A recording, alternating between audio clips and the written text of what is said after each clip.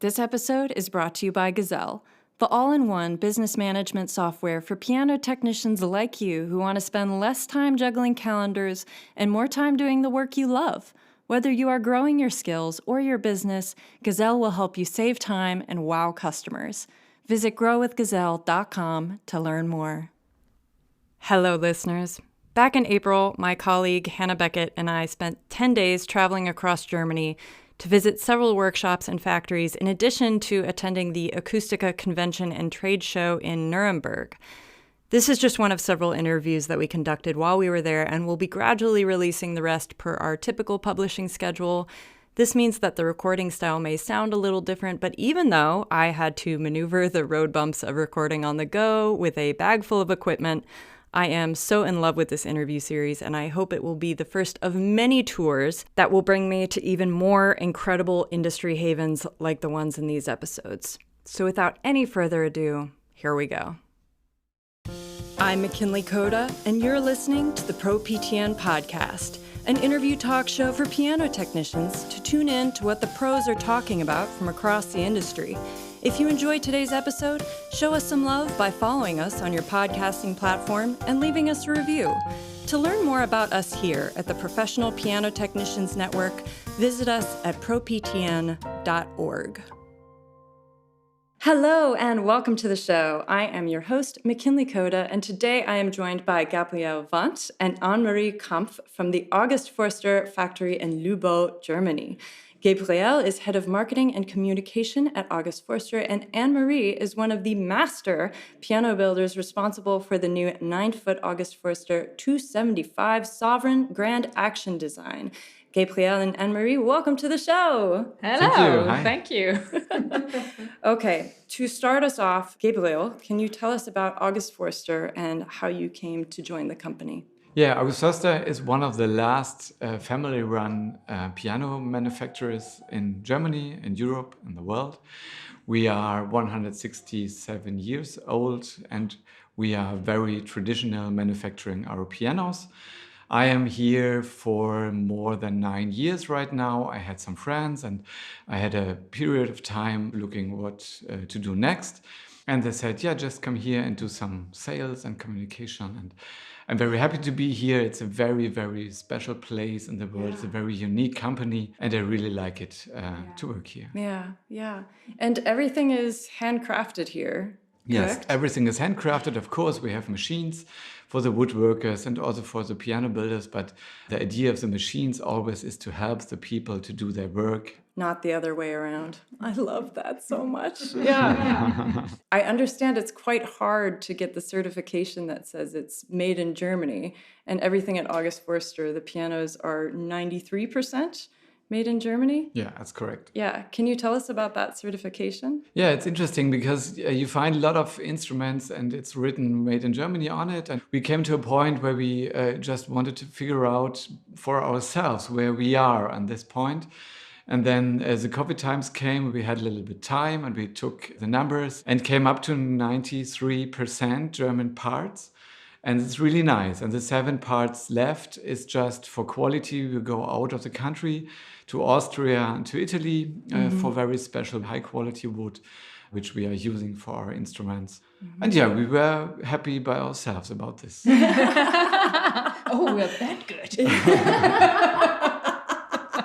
Exactly. Are there a lot of German manufacturers that have that certification? There have been, but it's decreasing the number of German manufacturers and so. Yes.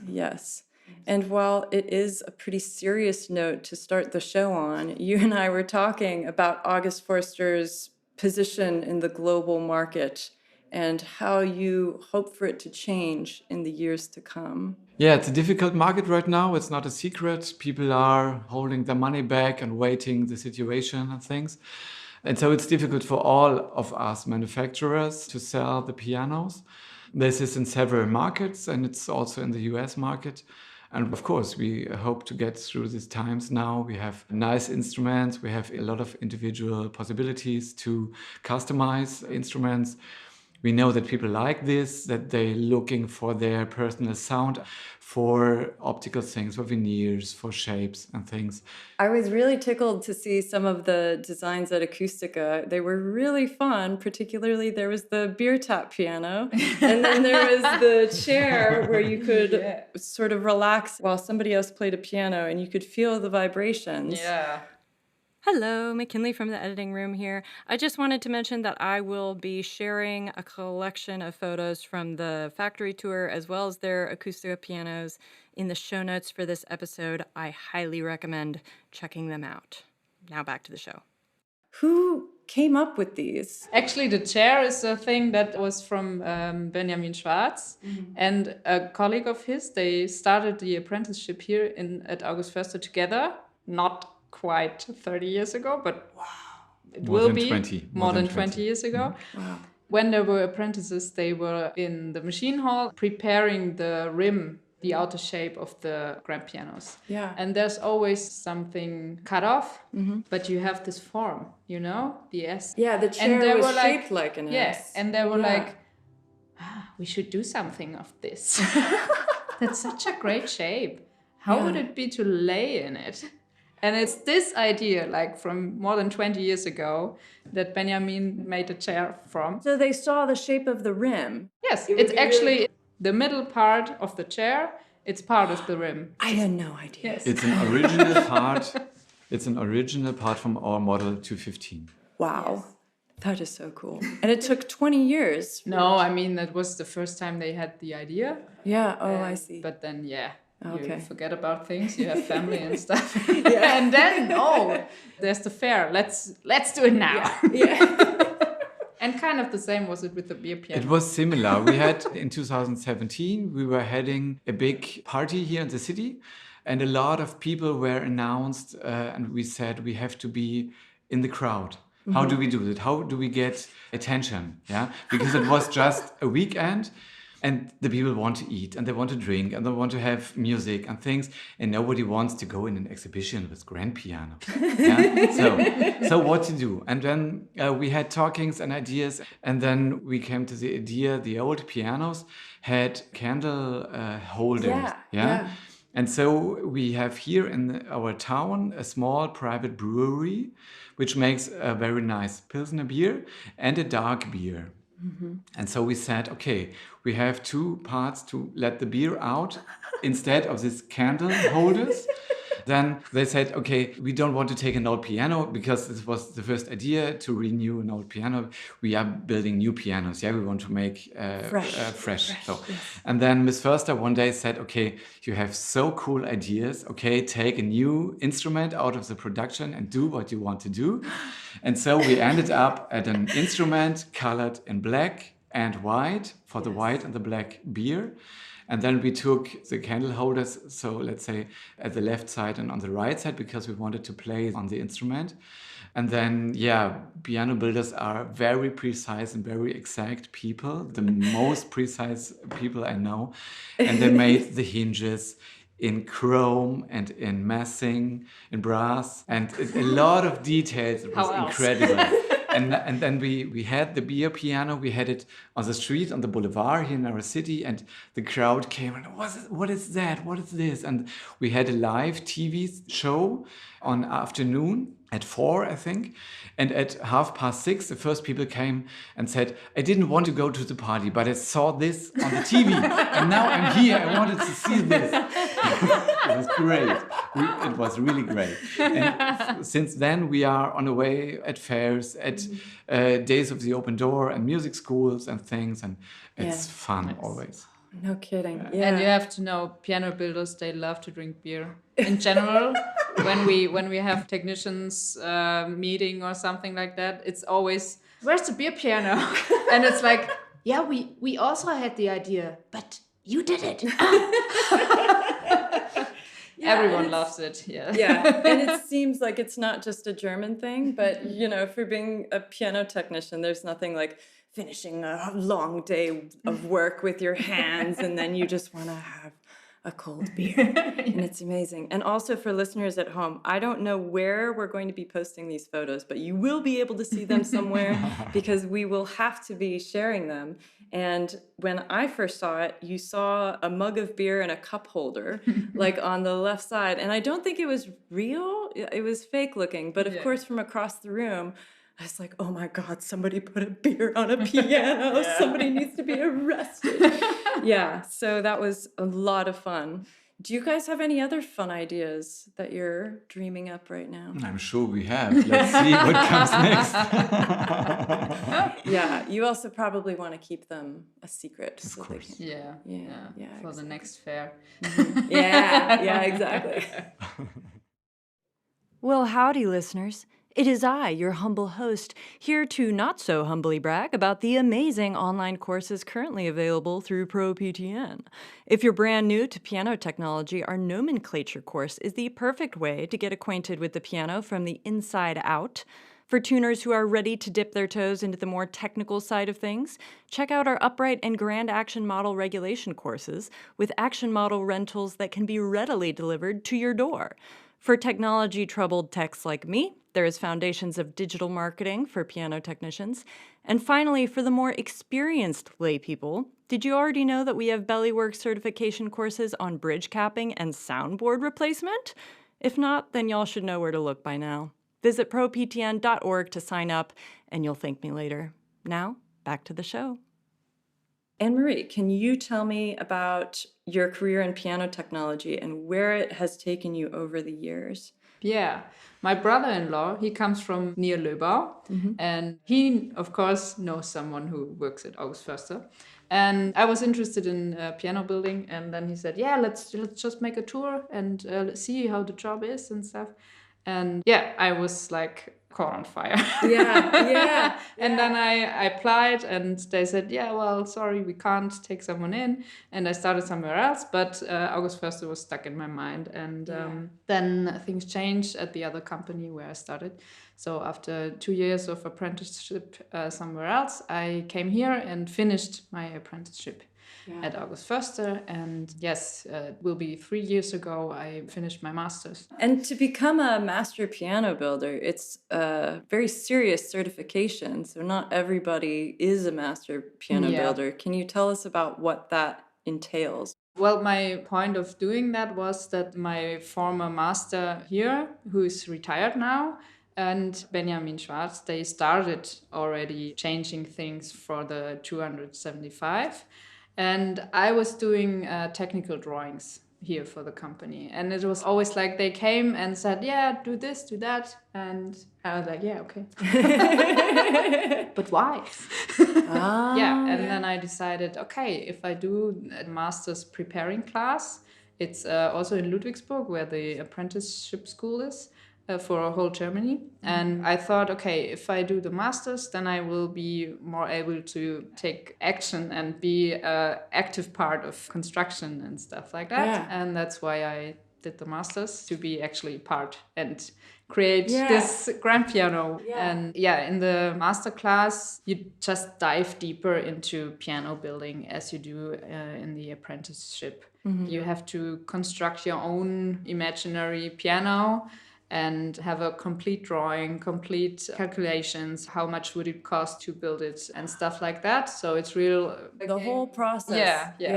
And then in the end you have the test, and you're in Ludwigsburg for over a week with a piano. The soundboard is finished, but then in the test you have to start like putting on the strings, and putting in the mechanic and keyboard and tune and voice and stuff, and do it all while the other ones too. The people who tested you? Or test you?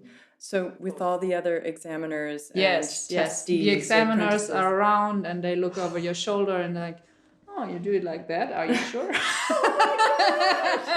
Oh my gosh. Yeah, and you have to bring your drawing and your calculations and talk about it and explain how you did it, why you did it, and all of that. Wow. In like 10 days. And in the end, if you're lucky, oh my gosh, you have managed to build a working piano. And your piano worked? Yes, it works. My God. That's incredible. In the span of 10 days. That's I mean, you can't actually then build the piano that you draw because the costs would be too high. I mean, even for this, you have to actually buy a piano to make the test. And if you look at other jobs, like a carpenter, they sometimes have like 2,000-3,000 euros material for the test.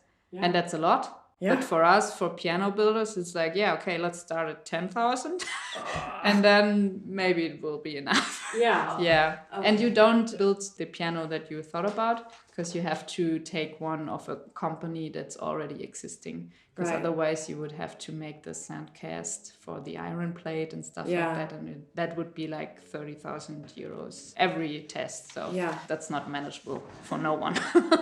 Yeah, because most of the time manufacturers all have to source from the same plate manufacturer. And no, I mean, every company has their own frames.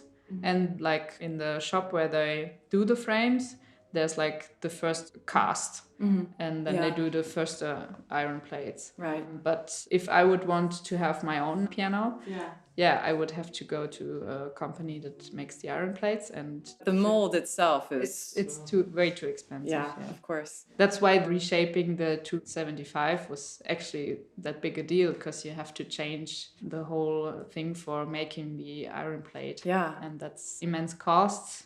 And that's why no company does it like every 10 years. Or maybe they do, but not a company like August Föerster. Especially because you don't know if it's going to work. Right? That's the thing. Yeah. Hi there, this is McKinley from the editing room, here to remind you that if you have not already signed up for a Pro PTN subscription, you're seriously missing out.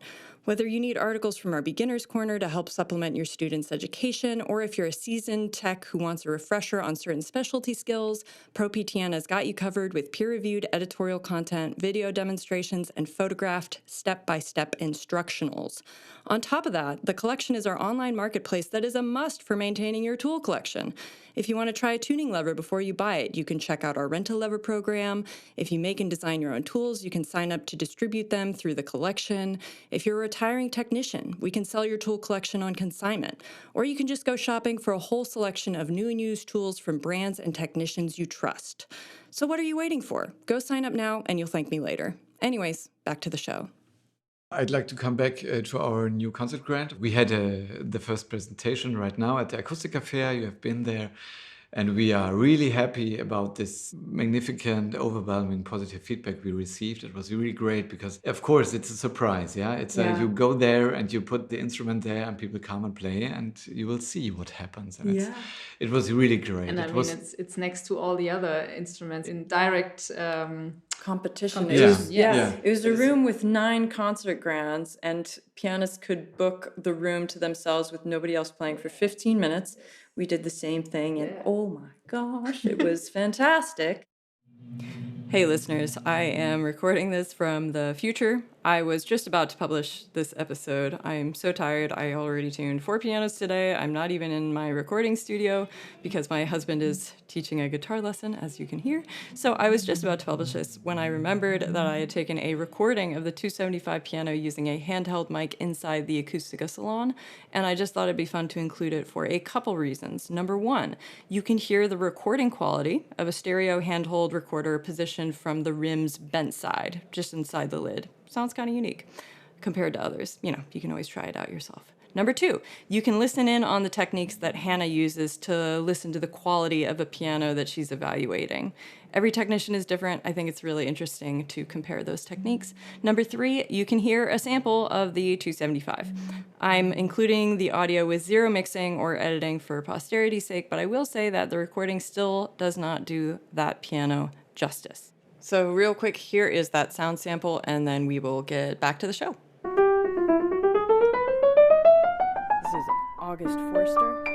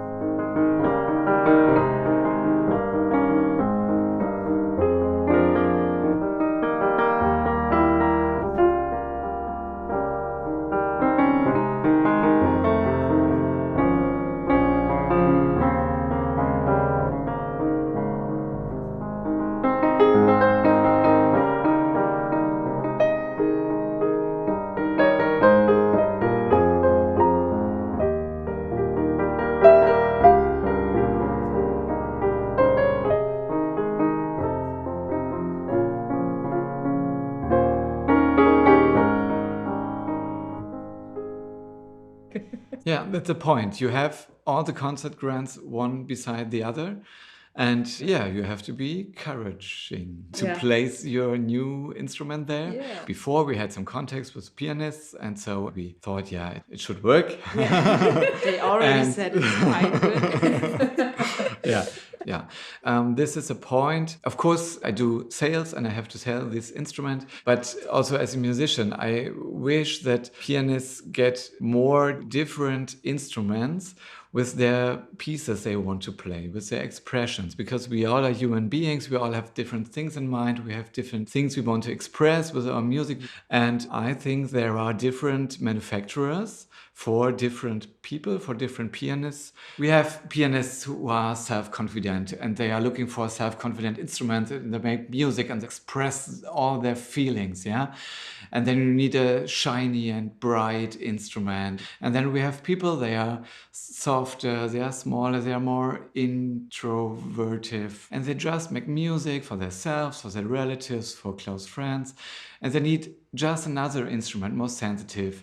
Or you have jazz, or you have rock, or you have pop. And there are so many styles, so many ways to make music. And often there is only a very short range of available instruments. Just one sound, just two sounds, sometimes three. But there is so many. There's right now, and I hope there will be, a variety of sounds due to the different manufacturers. And this variety is a treasure we have, that we can express different music on different instruments. It's great, it's fantastic. And let's spread the word about this and let's try to keep this alive, that there are so many good manufacturers making instruments that are, different. That's great. And that's I would like to preserve this. Yeah. And then that the differences are good and that they don't want to be just the one piano sound, but that we are lucky to have different sounds, and that should last and shouldn't be lost in just market and having like, oh, okay, most people want that sound, let's try to have that sound. Actually, that was kind of nice at the fair that there were some technicians also trying our grant, and they came back and said like, yeah, it's a really good instrument and you hear the Föerster sound.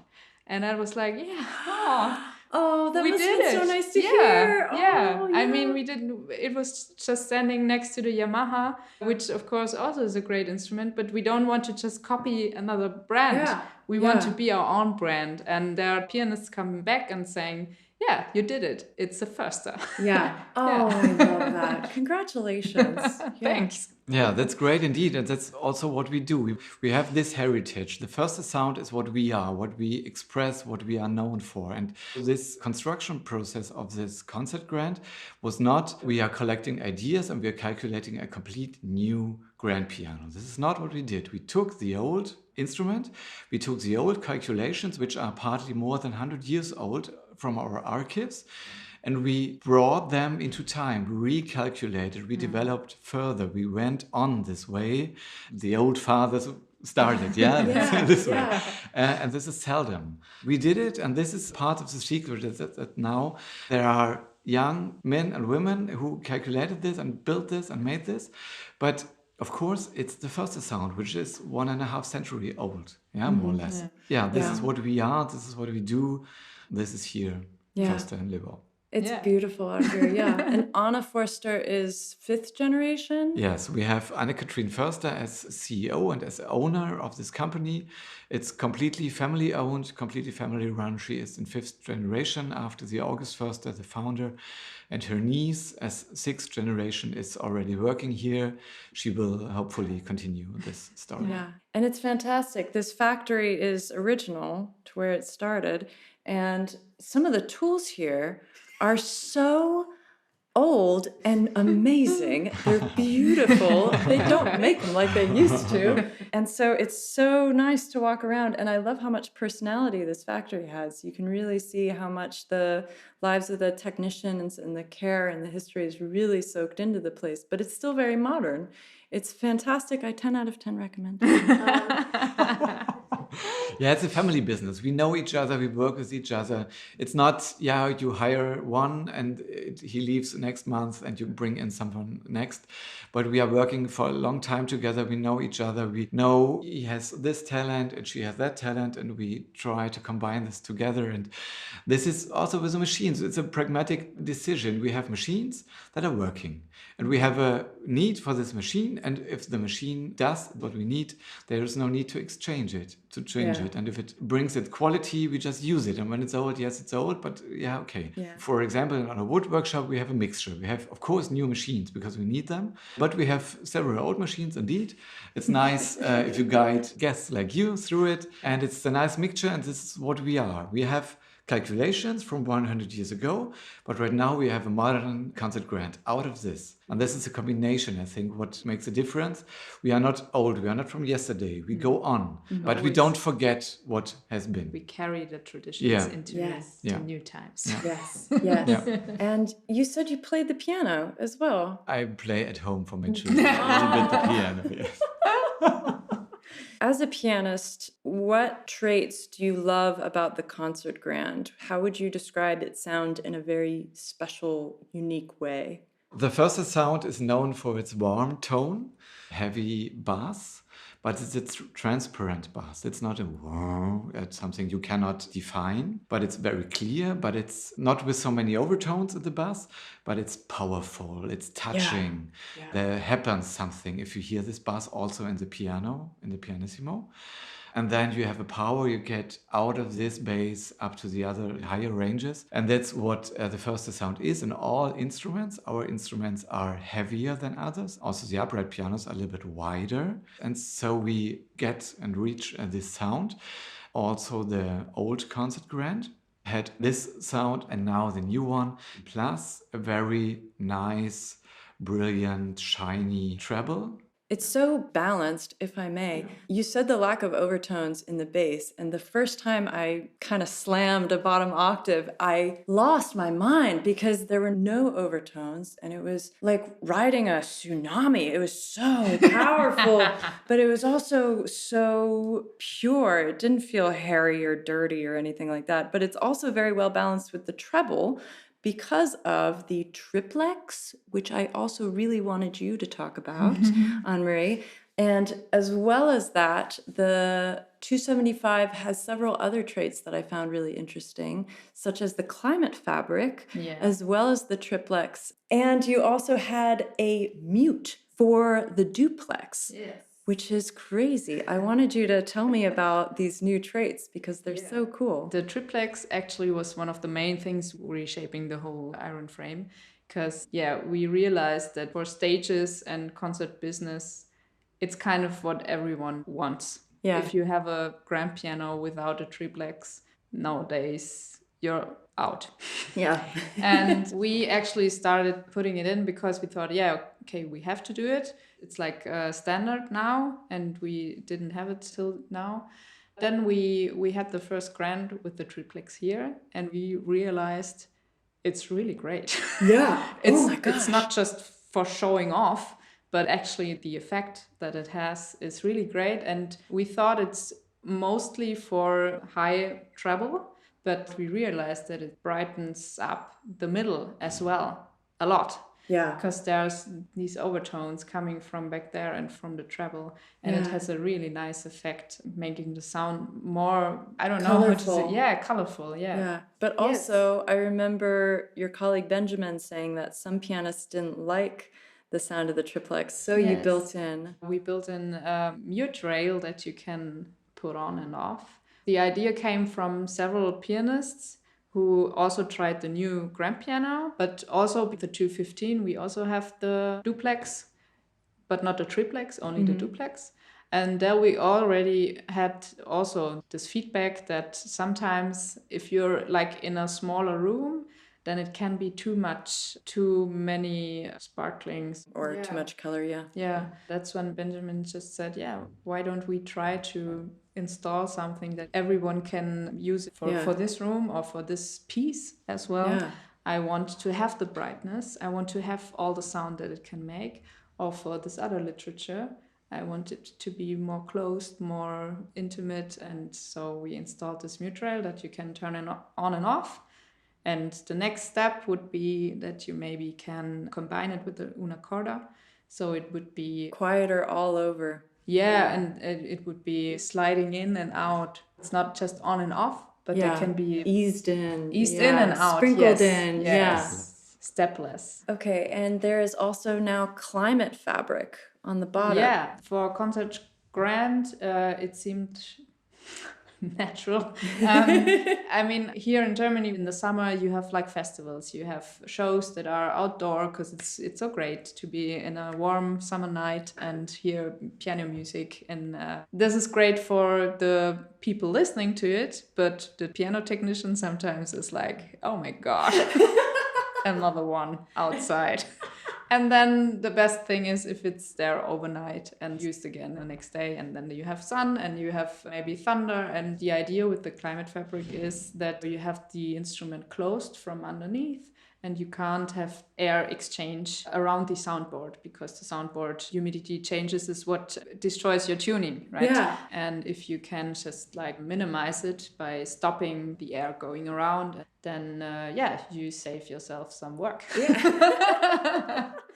And it makes so much sense, because I don't know how frequently Germans might use the damp chaser under fabric. I mean, we do, but for outside, it's like not really strong enough. No. Yeah. And of course, you save work, but you give also the pianist a reliable instrument. You can be sure also for a longer show, if you need the piano maybe at the beginning, but again at the end.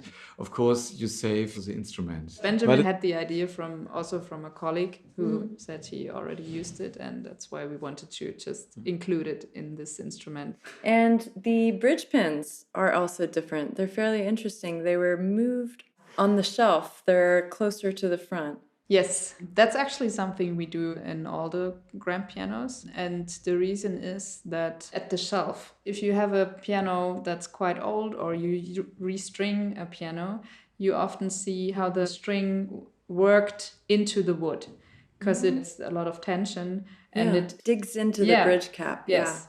And with that, you actually have a longer sounding length than you actually wanted to, because the bridge pin is the exact point where you measure, but with the string working into the wood, it's longer than it should be. And that's why we actually just do it from the start. That's so it. Cool. I never thought about that. No, well... That's why I'm not a master piano builder. No, that's not what I wanted to say. Yeah. And as I said, in German piano building school, it's also not taught. It's just something that we realized over time, that when you see old pianos, the actual point is not where it should be. It's behind. And so why don't do it in the start, that it won't happen with our instruments over time. And do you do that on the uprights as well? Because you have a concert upright. Yes. Yeah. How tall is that? It's 134. Yes. Now, Annemarie, you mentioned in your Acoustica presentation that you had to gather data on all the August Föerster specs and standards, which was quite difficult by the sound of it. You said the action felt quite heavy and everybody thought it was the lead, and then you found it was the geometry. But also, I don't think there were as many records of the... Yeah. I mean, the most difficult thing for me with changing things in the action is that it's not too easy just to change a measurement.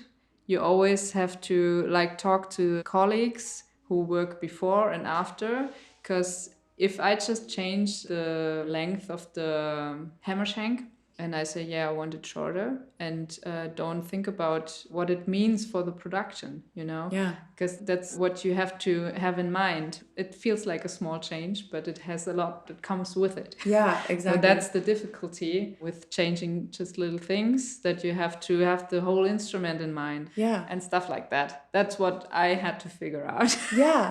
And you said your solution to the geometry was raising the keyboard, the hammer shank, and the positioning of the hammer flange pin. Yes, it just came a bit down, because in our calculations it was quite high, and it's unnecessary because then you have more friction, and a heavier angle is of course harder to be moved, and then you have to have more lead, and if you just squish it together a bit,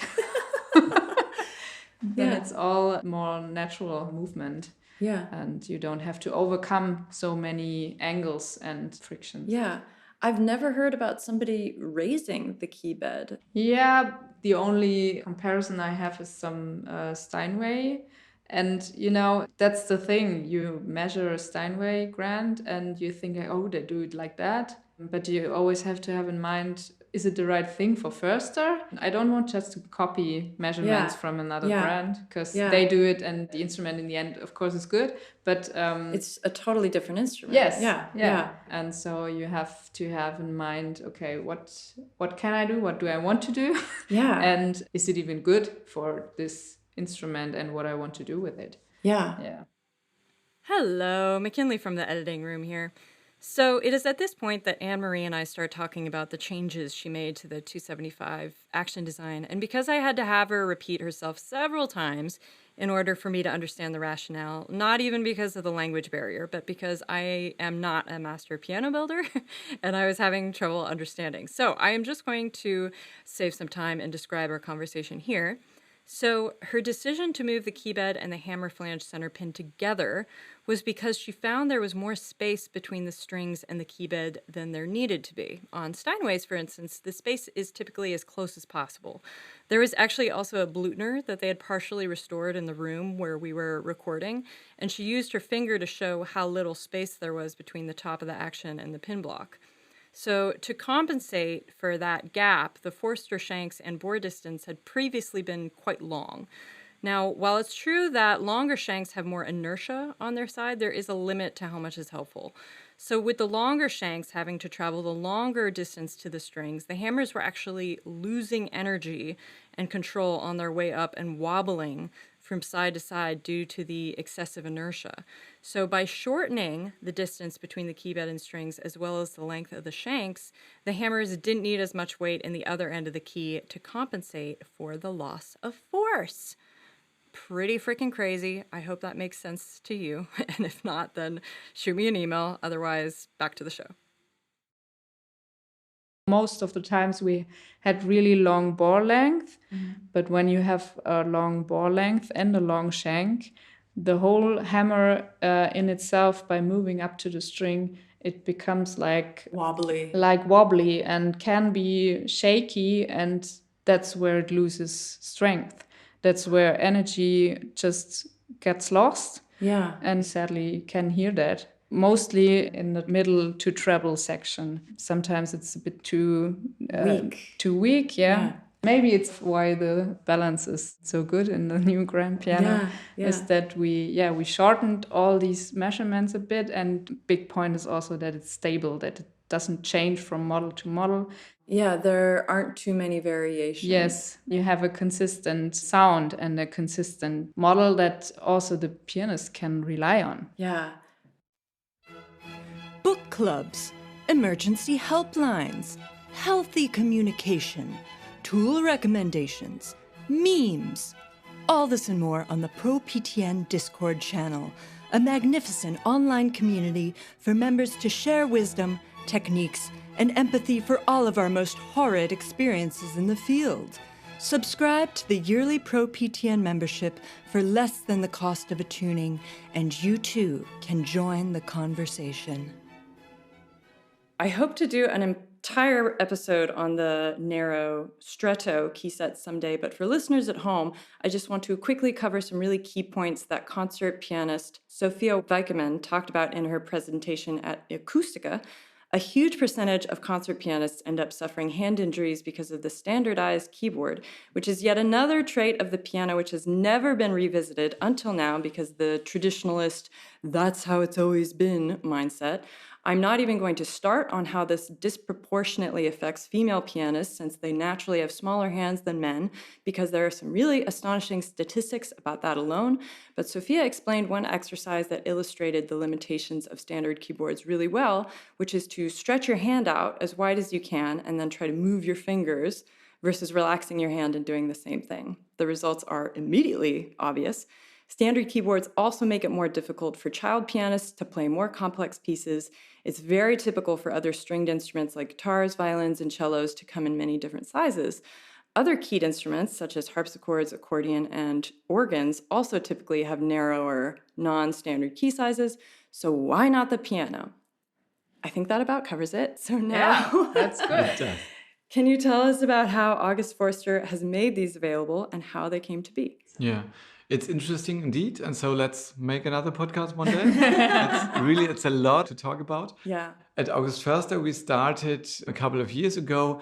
We had it in mind. We heard it there and we heard it there. And there are narrow keys. And there is another manufacturer who did this now. Did you heard about it?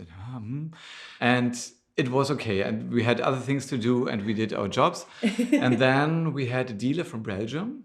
And he had a client, and she wanted an August Föerster piano, but she wanted it with narrower keys. And so we said, okay, let's have a look and let's start. And Annemarie, I think, looked for the keyboards. What do we need and other things? What would be necessary? Is it possible? How complicated it will be and things. And at the end, obviously, it was manageable. Yes. And so you made a drawing, I think, and the company for the keyboards made us narrow keys. Yes. And we built it, and it played, and we were happy. So we transported it to the client, and she was happy too. And this was the start. And then we said, okay, cool. Maybe this is something we should have in mind and should talk about and collect information and stuff. And I don't know which steps were one after the other, but we had it in mind again and again. I think one day, as we had several other requests, what would it cost and things, how does it work? One day last year, I was in America and I get in touch again with this topic. And I met Hannah Reimann from New York City, who traveled a lot for years to bring manufacturers to narrow keys, to the Stretto keys. She founded a Stretto festival and came back to Germany and here to the factory and went to Annemarie and to Ms. Föerster and said, let's build Stretto keys. It's a big topic in America. Mm-hmm. And so we went on this way. We were part of the Stretto festival in 25. We built several instruments right now. We had one in Scandinavia, for example. And so clients can have a look on the price list and can order every model, just normal or with Stretto keys. Wow, that's exciting. So it was quite challenging to start using these new key sets. I imagine since you sourced your keyboards from Kluge, if they had already been making them for other companies, did that mean they already had more of an idea of how to do it? I imagine that with plate designs and things like that, it would have to be different anyways. Actually, I think because they already did it for other companies, it was not that long away. But of course, they do the keyboards for every company specially. Yeah. Because even our instruments, every series has their own keyboard. Yeah. Because you have different key lengths and construction varies, of course, because the instruments get bigger and smaller. And then the keys are in different angles in the back. Yeah. And that's the main point, that has to be the same width. Yeah, at the capstans. At the capstans, yes. Yeah. But in the front for the pianist, it will be narrow, of course. That's what we talk about. Yeah. So you just have to make that step somehow work. That's the thing that Kluge did for us. They checked every model. Is it possible? Will there be problems? Because of the balance rail or the... Yes, the balance rail pin. And I think maybe the thing with the narrow keys will be that you have to change the bushings maybe a bit earlier than you would with the normal keys. But I mean, that's a repair you do anyway at some point. So if that's the only point it changes, I think it's worth trying. Would it be because of the angle? Yeah, because of the angle. Right. Then there would be more friction maybe. Yeah. And then it will be worked through. So typically you want to go for a 2-to-1 key ratio, but it is often difficult measuring that exactly, especially when there's a bend in the key. Yeah. We would call it a dog leg. And so it's so difficult to measure, from the balance rail hole to the capstan and then from the Yeah. Is that something that Kluge handles? Yes, actually, that's why we just said, yeah, we want the narrow keys. Yeah. And they said, yeah, okay, we have to check. And they did all the calculations and stuff and check if and how it's possible. Yeah. Would it factor then into your action geometry? Not so much. The thing that changes is when you weight the keys. So you have the same weight in every key. That's obviously changing because the whole key is thinner and there's not as much material as the keys that you are used to. Yeah. But the parts in the action, I mean, they stay the same, right? Yeah. That's the whole point. Only the Exactly. front part changes. Yeah. I recently found out about measuring key ratio by weight rather than with a tape measure, and it was so exciting. And so, of course, you guys have been doing it for forever. Go figure. Okay. So if you were to give advice to technicians on how they can help make these more available for pianists, because it's really so game-changing. You have these pianists who can suddenly do what they love all over again, and I've played them. They're amazing. I can play pieces that I've never been able to play before with my tiny child hands. And so if technicians were to make these more available for their clients and help encourage them, make them more aware of it as an option, what would be your advice? Yeah, I think the way Hannah Reimann is going is really clever because she made this Stretto Piano Festival because she says you get these pianos on the stages. And then as the audience comes, the crowd comes and gets to know, gets in touch with it. At the end, they can come and test and try and play and spread the word. And this is a good way, I think. Now, today, of course, we have the marketing, we have social media and stuff. But people have to talk to each other about it and get to know about it.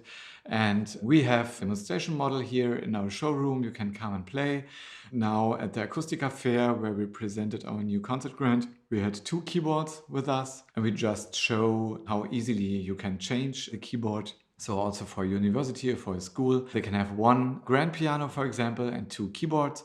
And depending on who plays it, if it's a little child or it's an experienced adult, you just change the keyboard and everybody feels comfortable and can play what fits well. Yeah, it's quite easy. You can just pull out the old action, put it in, replace the cheek blocks, which are included, and that's it. Yeah. Incredible. I mean, that's something, if you want to change the keyboard, you would have to have a second set of key blocks because, of course, it's narrow and you will have like, oh, I can put my pen in now. And clients already lose enough pens and pencils in their piano anyway. They don't need this hole there. Okay. What do you think are some of the biggest misunderstandings about action geometry amongst piano technicians? Do you feel like there is a very common mistake that you see all the time? What I realized when I did the master class is that it seems that there's only one solution for having a good action. Yeah. But that's not the case. You still can have measurements that are different from Steinway, which is actually the action that is taught. And still you have a wonderful instrument. And that's what I actually learned in figuring out the August Föerster action, is you hear how it should be done only. That's actually not true. You have so many different measurements and how they can work. And of course, in the end, you want easy playing, nice feeling, and good control over the action and how you play. But also, a bit like with Stretto, you have different kinds of how people want it to play. There are people who want to work with the piano, and there are lazy and weak people who still want to have a nice week. No, that's okay. That's okay. I can be lazy, on occasion. I'm one of those people sometimes. Yeah. That has been very common in all the interviews that I have had in Germany thus far, is change. Yeah. How necessary change is. Yeah, I think it's because of how the piano industry shaped over the last years is that you have this one brand on the big stages. And of course, every brand wants to be there. And what's the way to be there? If you get the most similar. But now people and companies and brands are realizing maybe it's not a good thing. I really hope that the quality of this piano will be able to speak for itself in more areas, because again, I don't usually talk about how much I love a piano, but Hannah and I were really going kind of crazy. It's so fabulous. And earlier in this interview, I think you can hear her playing in the next room, even though she knew we were doing this interview. So did you have any favorite aspects or parts of the piano that you designed for your masters? You mean the piano I just draw or the piano? Yeah. I was happy that it worked.